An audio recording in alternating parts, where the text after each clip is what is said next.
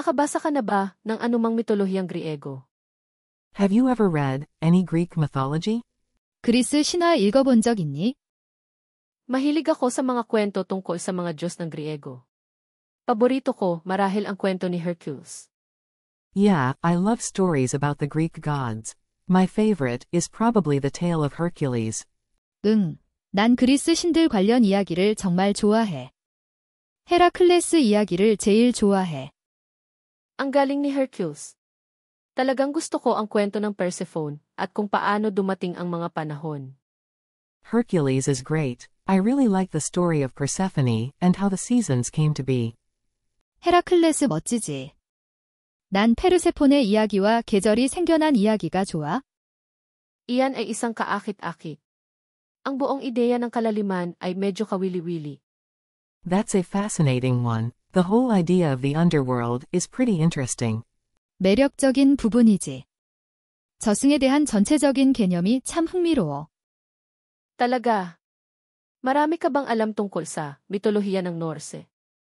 Absolutely. Do you know much about Norse mythology? 맞아. 노르드 신화에 대해서는 얼마나 알고 있니? Medyo. Sina Thor at Loki ang pinakakilala ko sa mga pelikulang Marvel. A little bit. Thor and Loki are the ones I know best from the Marvel movies. 조금 알아? 마블 영화 덕분에 토르와 로키를 가장 잘 알아? Marami pang iba dyan. Grabe talaga ang mga kwento tungkol sa Ragnarok. There's so much more to it than that. The stories about Ragnarok are really intense. 그보다 더 많은 이야기가 있어?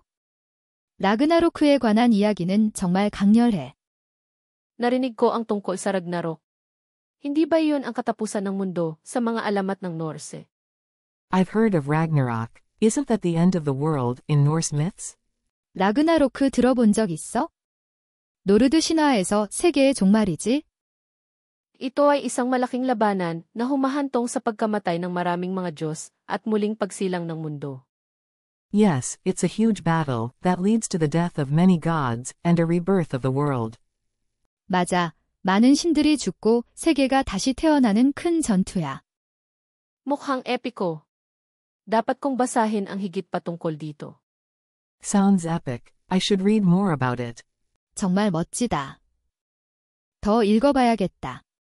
One more time, please. Nakabasa ka na ba ng anumang mitolohiyang Griego?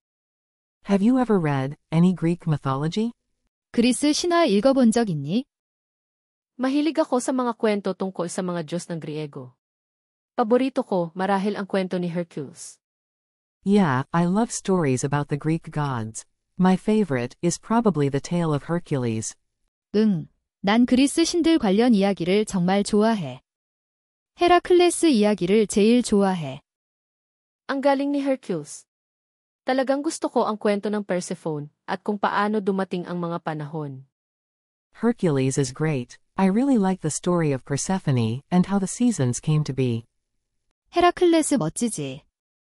난 페르세폰의 이야기와 계절이 생겨난 이야기가 좋아. Iyan ay isang kaakit-akit. Ang buong ideya ng kalaliman ay medyo kawili-wili. That's a fascinating one. The whole idea of the underworld is pretty interesting. 매력적인 부분이지. 저승에 대한 전체적인 개념이 참 흥미로워. Talaga. Marami ka bang alam tungkol sa mitolohiya ng Norse? Absolutely. Do you know much about Norse mythology? 맞아. 노르드 신화에 대해서는 얼마나 알고 있니? Medyo. Sina Thor at Loki ang pinakakilala ko sa mga pelikulang Marvel.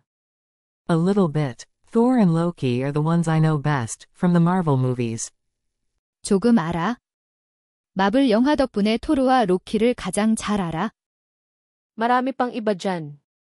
Grabe talaga ang mga kwento tungkol sa Ragnarok. There's so much more to it than that. The stories about Ragnarok are really intense. 그보다 더 많은 이야기가 있어?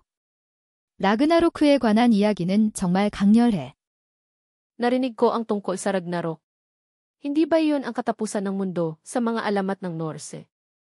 I've heard of Ragnarok. Isn't that the end of the world in Norse myths?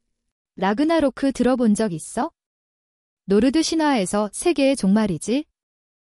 Ito ay isang malaking labanan na humahantong sa pagkamatay ng maraming mga Diyos at muling pagsilang ng mundo.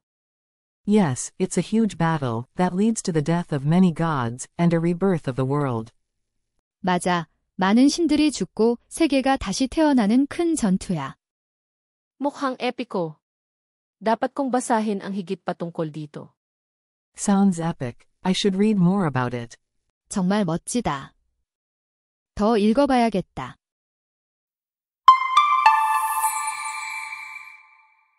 Yun lang po. Salamat sa panunood. Paalam. That's all for today. Thank you for watching. See you again, please. 오늘은 여기까지입니다. 시청해주셔서 감사합니다. 다음에 또 만나요.